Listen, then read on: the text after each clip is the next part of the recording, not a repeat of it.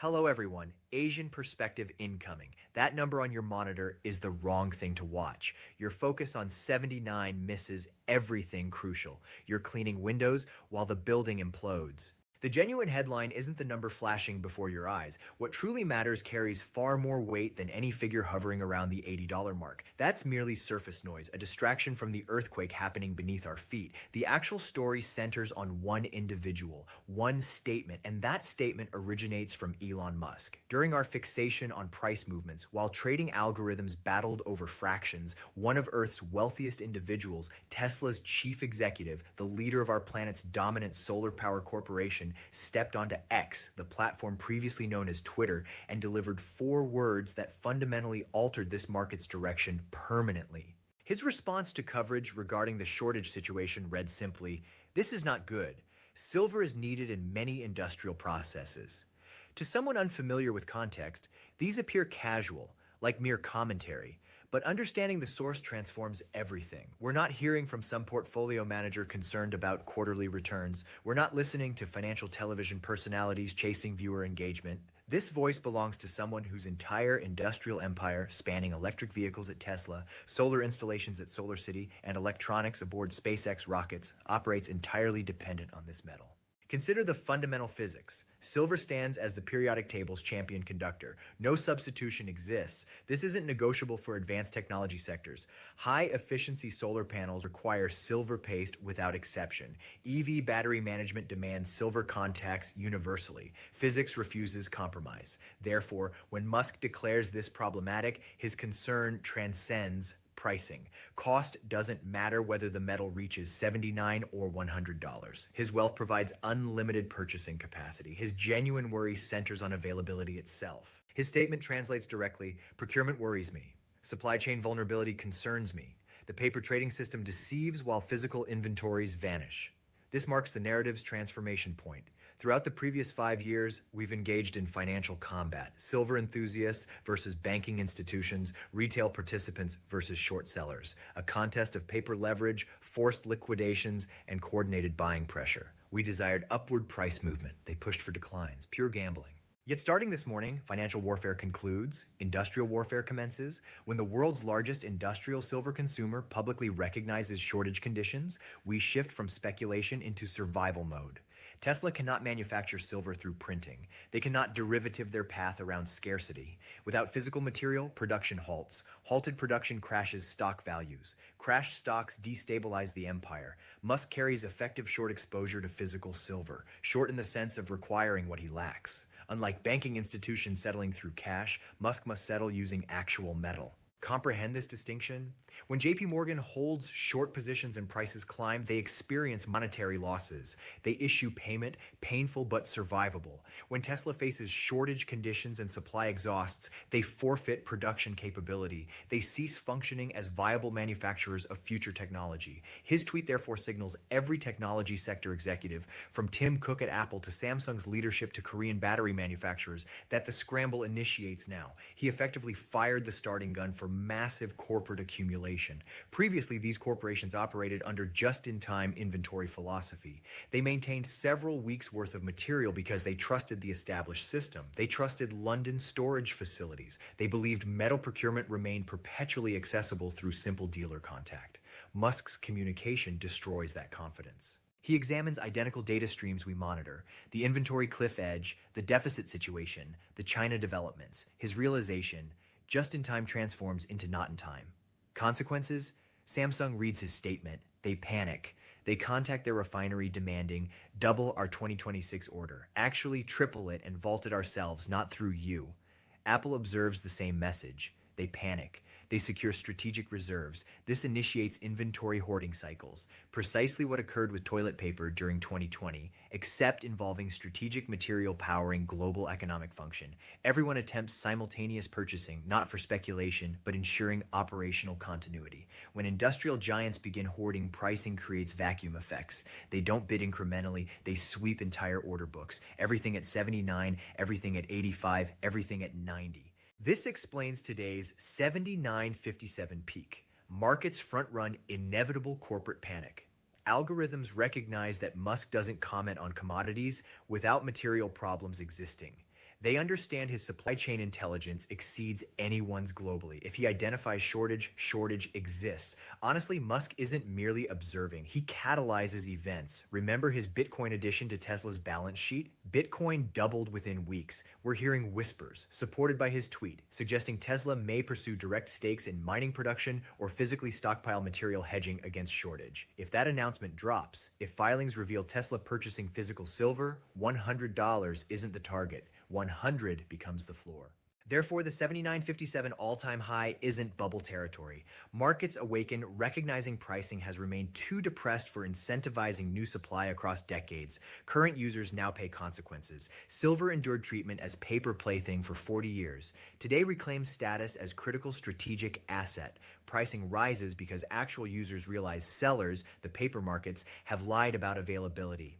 But here's the frightening element. Musk's alarm isn't just about general supply shortfalls. He isn't simply analyzing mining charts and calculating. He's focused on one specific calendar date, arriving in fewer than 4 days. He knows something mainstream coverage ignores. He knows that January 1st, 2026 activates history's single largest silver market disruption. He knows the world's largest refined silver producer prepares to lock gates. Musk's tweet responded to this specific news. He understands the China export licensing system isn't mere bureaucratic restructuring, it's blockade implementation. When you grasp what China intends, the specific thresholds, credit requirements, supply nationalization, you'll comprehend why Elon Musk worries. You'll understand why $79 silver represents opportunity, because Beijing's current actions constitute checkmate against Western industrial infrastructure. They're not just tightening markets, they're capturing them. This leads us into this new policy's details because the fine print absolutely terrifies anyone requiring silver outside China. This represents the specific nightmare keeping Elon Musk awake currently, not vague feelings about depleting mines, a specific hard deadline striking global supply chains in exactly 4 days. January 1st, 2026 marks when game rules change permanently. China, the world's dominant refiner and processor, officially implements new export licensing for silver. Normally, export license suggests boring paperwork, bureaucrats stamping forms. Don't be deceived. In Chinese Communist Party language, export license politely substitutes for blockade. We've analyzed this new regulation's fine print. It's designed accomplishing one thing: strangling global markets while hoarding domestic supply. Requirements activating next week. Qualifying for silver export licenses out of China demands companies prove two things. First, annual production capacity minimally reaching 80 tons. Second, establish credit lines approximately 30 million US dollars. Why do these specific numbers matter? They're guillotines, designed severing small and mid-sized export market heads. Hundreds of smaller refineries, trading houses, independent brokers who previously supplied Western markets with silver become instantly disqualified. Too small, insufficient volume, inadequate credit lines. Overnight, they're banned from selling material to Apple, to Tesla, to Samsung. Where does their silver go? Cannot leave the country, therefore stays in China. Floods local Shanghai markets, goes directly to BYD, to KTL, to Chinese solar giants. This represents calculated resource nationalism. China effectively declares, we produce solar panels, we produce EV batteries, we need the silver. Why should we export our strategic advantage to the West? This exact playbook mirrors their rare earth metal strategy a decade ago. They tightened export quotas, crushed foreign competition, forced every major technology company relocating manufacturing to China for raw material access. Now repeating with silver. Timing isn't accidental. They're executing this right as global deficits hit critical mass, closing doors just as the building ignites.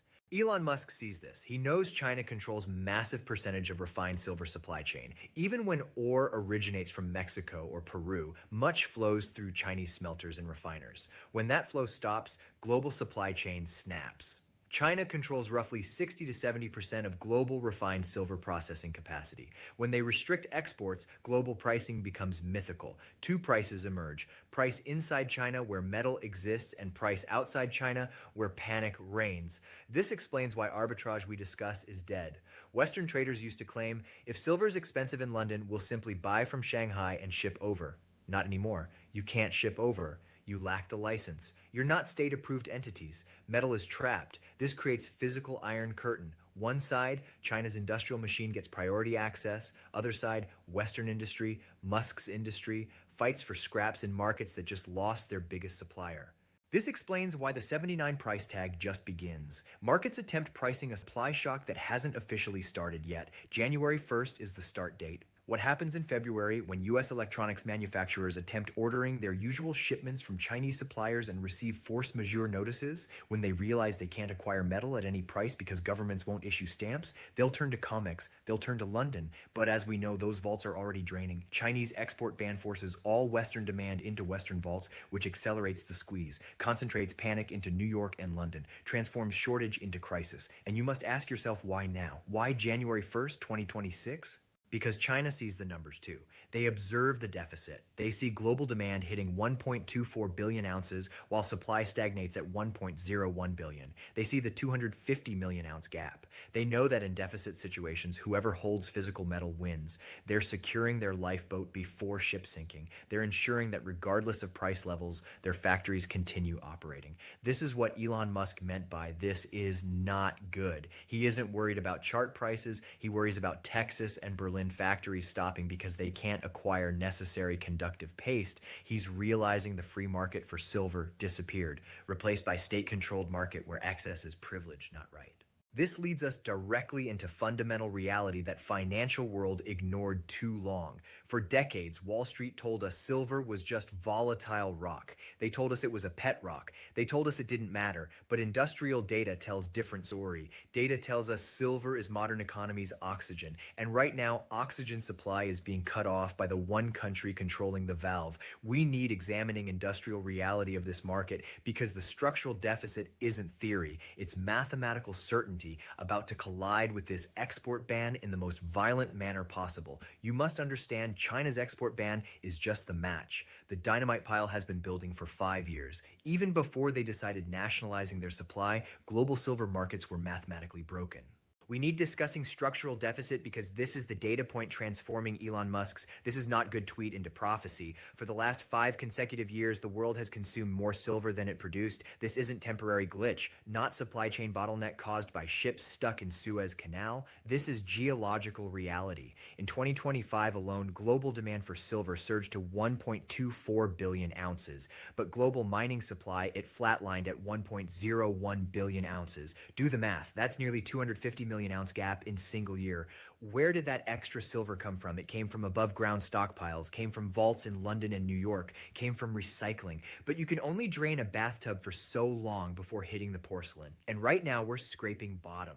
Now, usually when a commodity gets too expensive, markets find substitutes. If copper gets too expensive, builders switch to aluminum piping. If platinum gets too pricey, car makers switch to palladium for catalytic converters. Wall Street assumes the same thing will happen with silver. They think if silver hits 100, Tesla will just use copper. They're wrong. And this is where physics enters. Silver is not just shiny metal. It's the single most electrically conductive element in the known universe. Conducts electricity better than copper, conducts better than gold, possesses highest thermal conductivity and highest optical reflectivity of any metal. In the world of high-efficiency electronics, in the world of EV batteries, 5G towers, and advanced solar panels, you cannot compromise on conductivity. If Elon Musk switches contacts in Tesla battery from silver to copper, efficiency drops, range decreases, heat increases, car becomes worse. If solar panel manufacturer switches from silver paste to copper paste, panel generates less power. In the race for energy dominance, good enough isn't an option. You need the best, and the best is silver.